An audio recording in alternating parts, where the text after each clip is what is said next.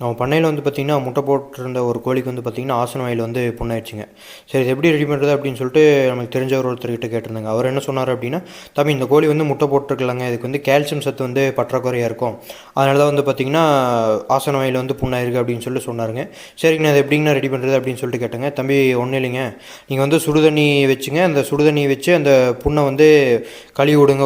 ஒரு நாளைக்கு வந்து பார்த்திங்கன்னா ஒரு 4-5 தடவை அந்த மாதிரி பண்ணுங்கள். கழுவி விட்டதுக்கப்புறம் வந்து பார்த்திங்கன்னா மளிகை கடைகளில் யூக்கலிப்டஸ் ஆயில் அப்படின்னு சொல்லிட்டு கிடைக்குங்க. அதை யூஸ் பண்ணி ஒரு 4-5 சொட்டு அந்த கழுவி விட்டதுக்கப்புறம் அந்த புண்ணு மேலே வந்து ஒரு 4-5 சொட்டு வந்து ரெகுலராக விடுங்க. ஒரு 2-3 நாள்லேயே வந்து கிளியர் ஆயிருங்க. நீங்கள் மறக்காமல் வந்து பார்த்திங்கன்னா ஒரு நாளைக்கு வந்து ஒரு 3 தடவை, குறைஞ்சபட்சம் 3 தடவையாவது க்ளீன் பண்ணிவிட்டு இந்த யூக்கலிப்டஸ் ஆயில் வந்து 4-5 சொட்டு விடணும், அப்போ தான் வந்து ரெடி ஆகும் அப்படின்னு சொல்லி சொன்னாருங்க.